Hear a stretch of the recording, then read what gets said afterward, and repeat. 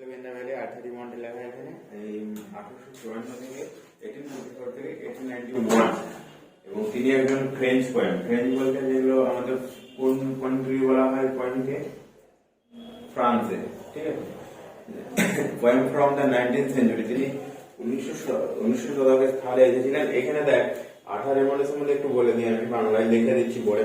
Arthur Raymond হচ্ছে first, যদি বলি আমাদের এটা ফ্রেঞ্চে লেখা ছিল, হ্যাঁ, এটা তাহলে ইংলিশে এসেছে কি করে? তাহলে ফ্রেঞ্চে যে লেখাটা ছিল সেটা যদি এমসিকিউতে থাকে, সেই লেখাটা হচ্ছে যেটা ফ্রেঞ্চে ছিল এর ভার্সনটা, এটা খাতায় লেখা, খাতা বের কর, লিখ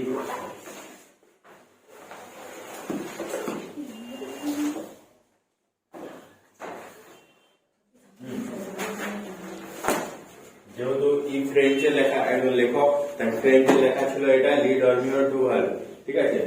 কিন্তু এটাকে ট্রান্সলেশন করেছে কে? বা ইংলিশে এটা ট্রান্সলেশন করেছে ইংলিশে হচ্ছে স্লোভেনিয়া ভ্যালিতে। সেই লোকটার নাম লিখে দে।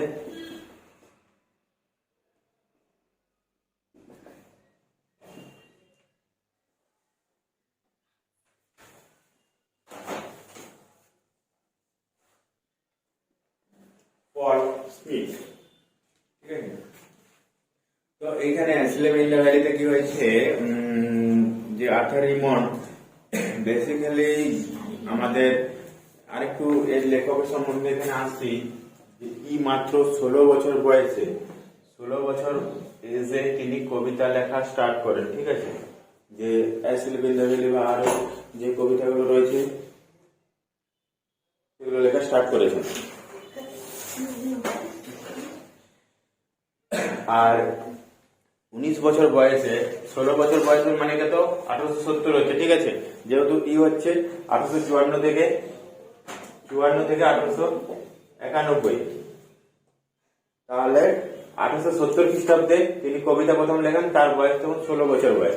19 বছর বয়সে তিনি কবিতা লেখা ছেড়েও দিয়েছিলেন। 19 বছর বয়সে, মাত্র 19 বছর বয়সে কবিতা লেখা ছেড়ে দিয়েছেন। গিয়ে এখানে একটা যুদ্ধে তিনি চলে যান, French Dutch war, Franco Dutch war, ঠিক আছে। তো দেখবি ওখানে যদি ডাচের বই দেখিস, একটু অপশন বা যে কোনো বইতে দেখবি ওখানে অপশন আছে যে যুদ্ধটা ছিল ফ্রাঙ্কো প্রাশিয়ান, ঠিক আছে।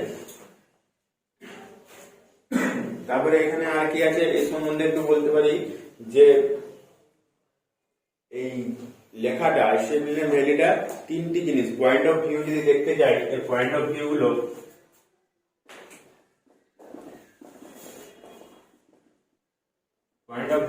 কোনগুলো আছে?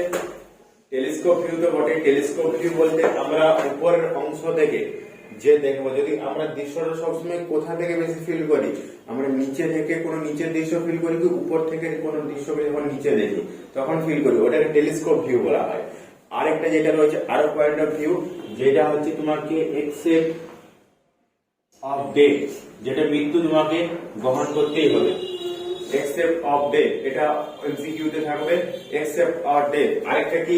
আরেকটা এমসিকিউতে উত্তর থাকবে, দেখবি ফিউটিলিটি অফ ওয়ার, যুদ্ধের ব্যর্থতা, ঠিক আছে। আরেকটা দেখবি এমসিকিউতে থাকতে পারে লাইফ, আর আরো থাকতে পারে কি পিটি অফ ওয়ার, যুদ্ধের করুণা, ঠিক আছে। এগুলো সবই কিন্তু এমসিকিউতে থাকবে, অ্যানসার এগুলো হবে। যদি অ্যানসার এই অপশনে থাকে এগুলো অ্যানসার হবে। প্রথমটা এক্সেপ্ট অফ ডেথ, মৃত্যুগত কেউ, এখানে সব পয়েমের মধ্যে এগুলো আসছে দেখবি। ফার্স্ট পয়েম যখন আমি লাইনটা পড়তে যাবো, দেখ স্মল গ্র্যান্ডলি, এখানে যে একটা ছোট্ট সবুজ উপত্যকা, যেহেতু সবুজ কালার দেওয়া হয়নি, এটা সবুজ উপত্যকা, হোয়ার এ স্লো স্ট্রিম ফ্লো, যেখানে কি হচ্ছে খুব ধীর গতিতে একটা নদী বয়ে যাচ্ছে, and leaves long strand of silver on the bright grass, সেখানে কি হচ্ছে সূর্য বা তার উজ্জ্বলতা, ঠিক আছে, সে লম্ব কিরণ ভাবে ঘাসের উপরে পড়ছে, আর সেটা কালারটা কিরকম হয়ে যাচ্ছে? সিলভার, মানে কি রূপলি। আচ্ছা, এখানে সূর্যের কালার আমরা সবাই জানি কি গোল্ডেন, তাই তো, আর রশ্মিটাও কি হবে? গোল্ডেনই হওয়া উচিত। তাহলে কেন সিলভার বলছে, রূপলি কালার কেন বলছে, বলতে পারবি? ঘাসের উপরে পড়ছে বলে না, দেখবি আমরা যখন নদীতে যাই, যে সময় জলটা যখন পড়ে না, সেগুলো সিলভার কালার হয়ে যায়, রোদটাকে দেখায় দেখবি ওখানে। তাহলে এখানে কি এই নদীটার জন্য একে রূপলি কালার দেখাচ্ছে। তাহলে সিলভার অন দ্য ব্রাইট, এই জন্য এই লাইনটা বলছে। নাহলে এখানে উত্তর হতো golden of the bright from the mountain top stream the sun rays. তাহলে বোঝা যাচ্ছে এখন যে ব্রাইটনেসটা কোথা থেকে আসছে, সেই পাহাড়ের উপর থেকে যে সূর্য রশ্মিটা, হ্যাঁ, সেটা হচ্ছে বেরিয়ে আসছে, হ্যাঁ, পাহাড়ের উপর থেকে, এন্ড দে ফিল দ্য হলো ফুল অফ লাইট। যখন আস্তে আস্তে সূর্য উপর দিকে উঠছে না, ঠিক আছে, যখন উঠবে, এই হালকা উঠছে ধর, তখন দেখি উপরের অংশগুলো আলো ফেলে, তাই তো, উপরের অংশগুলো। ফার্স্ট আমাদের যদি বলি যে ইন্ডিয়ায় কোথায় সূর্য প্রথম উঠে, অরুণাচল প্রদেশে, ঠিক আছে, ওখানে দেখবো সূর্য প্রথম উঠে। তো আর অস্ত যায় কোথায়, রাজস্থানে। তাহলে এখানে দেখবি যে হালকা যখন উঠছে না, কিরণটা উপর দিকে যাচ্ছে, যখন উপরে পুরো সূর্যটা কমপ্লিটলি ভাবে উঠা হয়ে যাবে, সেখানে কি হলো মানে কি, যেখানে ফাঁপা অংশ, গর্ত অংশ, সেখানে এসে রোদ পৌঁছাবে, ঠিক আছে।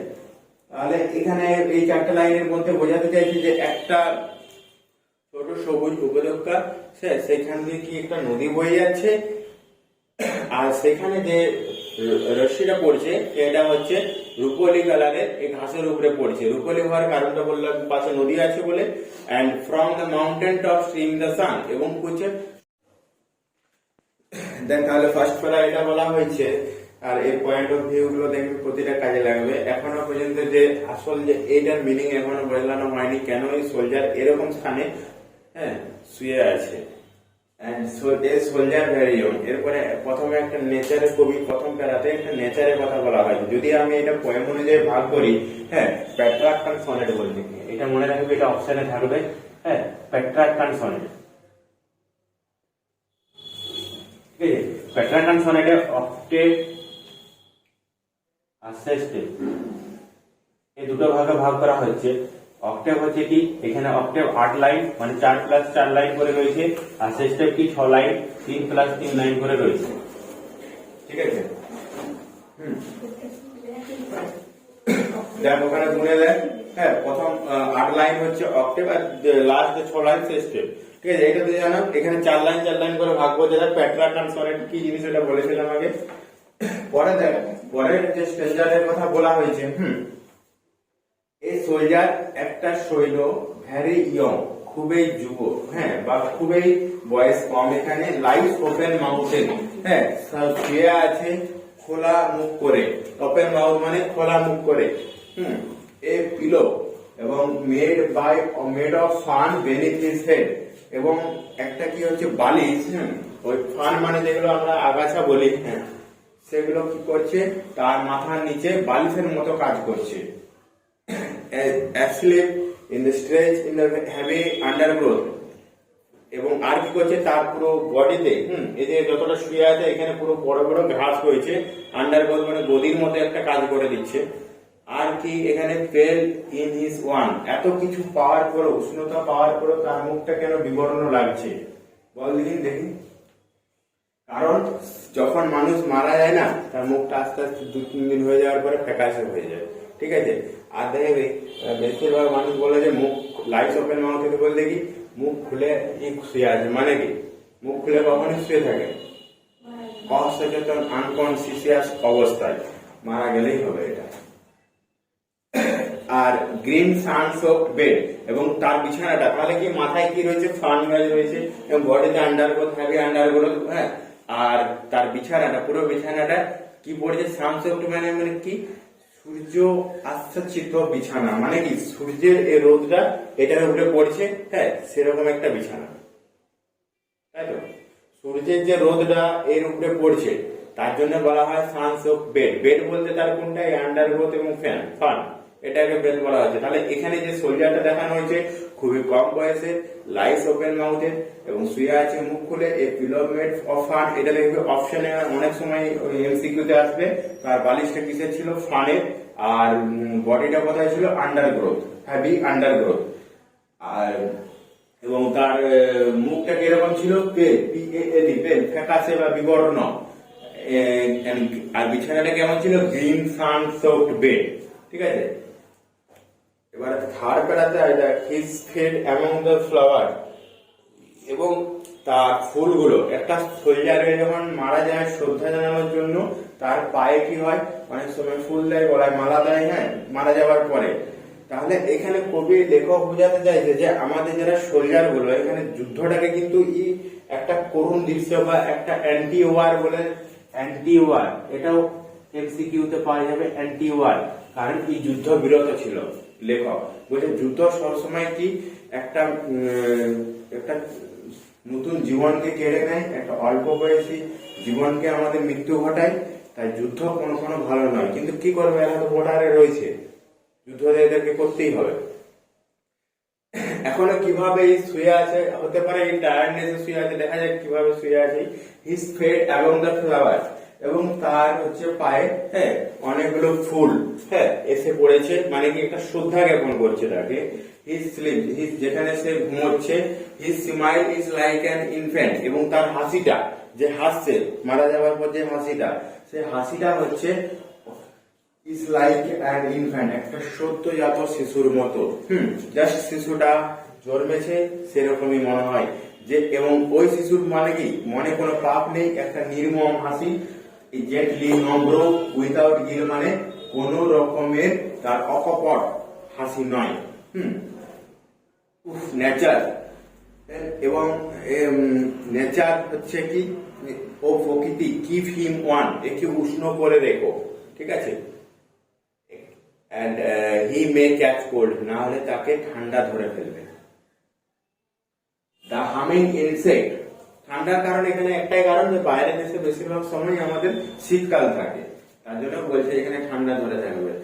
and the humming insect, এবং যে ক্ষতিকারক পোকাগুলো, সে ডোন্ট ডিস্টার্ব হিজ রেস্ট, তার কি হচ্ছে, এই বিশ্রামটাকে বিরক্ত করে না। হামিং ইনসেক্ট কেন বিরক্ত করছে না? হামিং ইনসেক্ট এই কারণে, ওরাও একটা প্রকৃতির অংশ, ওরাও জানে প্রকৃতি যেরকম আমাদের ধরে রাখছে, হ্যাঁ, সম্মান দিতে হয়, একটা সোলজারকে সম্মান দিচ্ছে, তা প্রকৃতির উপরে, লেখক এখানে প্রকৃতির উপরে সোলজারকে দেখিয়েছে এবং প্রকৃতিকে আদেশ করছে, অর্ডার করছে যে একে উষ্ণ করে রাখো, একে আরাম দাও, একে কমফোর্টেবল করে রাখো। এটা তখনই হয়, প্রকৃতি সবার উপরে আমাদের, তাই তো, তখনই হয় যখন এরা প্রকৃতিকে খেয়াল রাখে। অবশ্যই খেয়াল রাখে, বর্ডারে থেকে এরা মানুষদেরকে খেয়াল রাখছে, তো তাহলে মানুষদেরকে খেয়াল রাখা মানে প্রকৃতিকেও খেয়াল রাখছে। তাহলে এই প্রকৃতির উপরে একে কম্পেয়ার করেছে এই সোলজারকে।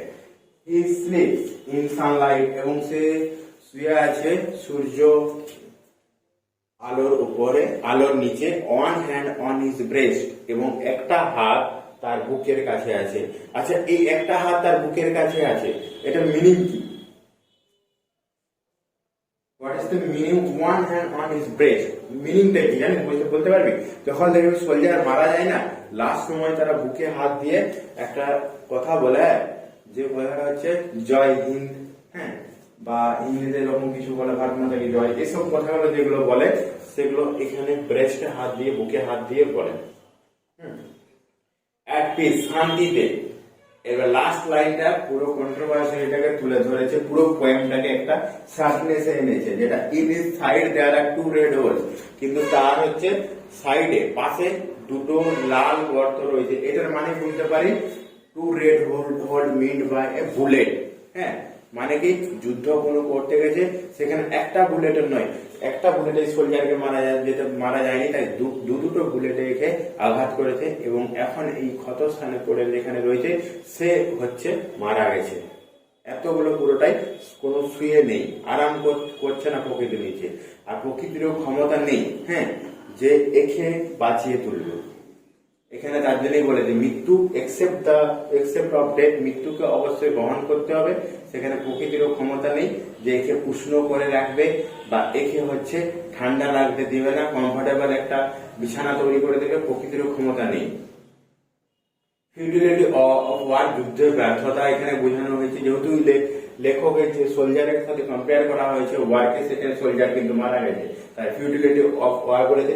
আর পিটি অফ ওয়ার, করোনা দিয়েছে যুদ্ধটাকে, সবসময় যুদ্ধ সবসময় একটা মানুষের জীবন কেড়ে নেয়, হয় এনিমি শত্রুপক্ষের কারণে, না হয় এই তার বিপরীত পক্ষের কারণে, যে কারো না কারো যুদ্ধে মানুষ মারাই যায়। তাই এই যুদ্ধটাকে চাইছে না লেখক এখানে। সেই সময় কিন্তু সেকেন্ড ওয়ার্ল্ড ওয়ার চলতো, first world war, second world war চলতো, ঠিক আছে। এখানে আরেকটু বলে দিই, ইটালিয়ান সনেট, হ্যাঁ যদি পেটলাকান সনেট অপশনে না থাকে তখন ইটালিয়ান সনেটও হবে এখানে, ঠিক আছে, যেহেতু 14 লাইনস ডিভাইডেড অক্টেভ এন্ড সেস্টেড হবে, ঠিক আছে, সেস্টেড ইটালিয়ান সনেট। আর ওখানে দেখা আছে ফিউটিলিটি অফ ওয়ার।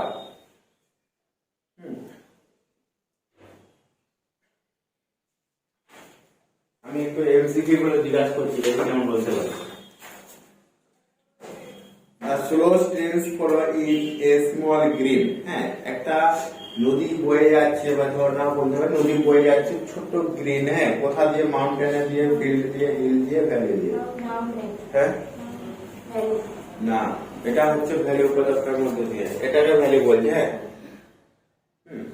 ভ্যালি সবসময় কি বলতে পাহাড়, চারপাশে বেস্টন পাহাড় করে সারাউন্ডেড এবং মাঝখানের যে অংশটা যে সমতল ভূমি, এটাকে ভ্যালি বলছে, ঠিক আছে, এটাকে এগুলো মাউন্টেন। আর আসল তো বলছে নিচে না। তারপরে যেটা হচ্ছে while the stream follow it leaves long strands of, বল এটা হচ্ছে সিলভার, ঠিক আছে, long strands of silver are left by small flowing stream on the, কোথায় পড়ছে সুফলে, আলোটা কোথায় পড়ছে ঘাসের উপর, গ্রাস, long the valley where the soldier falls asleep is, sleep is option আছে গ্রে, হোয়াইট, ফগি, গ্রিন, তাহলে কি হচ্ছে গ্রিন, সবুজ, সবুজ ঘাসের উপর। তাহলে সানরাইজ কামস ফ্রম দা, সূর্যের যে রশ্মিটি সেটা কোথা থেকে আসছে, groups of trees, mountain top, হলো valley and hill born, mountain top.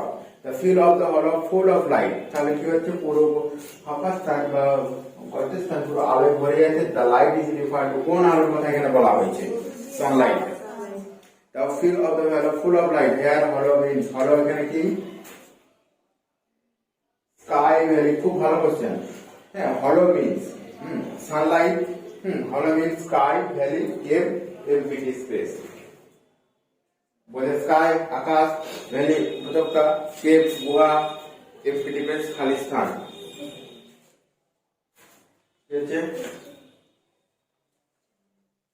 এখানে তো আছে দেখ, বয়ে দেখ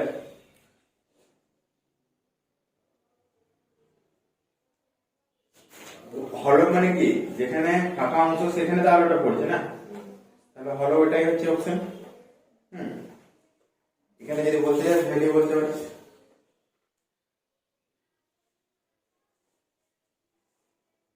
Soldier is failed, soldier মুখটা বিবর্ণ, because he is dead. Soldier feet are among the, কি রয়েছে flowers, R soldier bed is warmed by, মানে সোলজারের বিছানাটা উষ্ণ করে রাখছে কিসে, সান রেজ। আর the soldier bed is, সোলজারের বিছানাটা কিরকম, সান সক, এমাত্র বলছিলাম সান সক, হ্যাঁ। The soldier stays in the heavy what undergrowth, beneath of his head the soldier there is a, কিসের বালিশ ছিল, fern pillow. The soldier pillow is made of fern, এটা হলো a small green valley lies a soldier, হ্যাঁ the soldier's smile is like an infant, সদ্যজাত শিশুর মতো। এই যে স্মাইল যেগুলো বলছি না, হ্যাঁ সদ্যজাত শিশু, স্মাইল পুরো হাসি, অনেক প্রকারের স্মাইল হাসি হয়।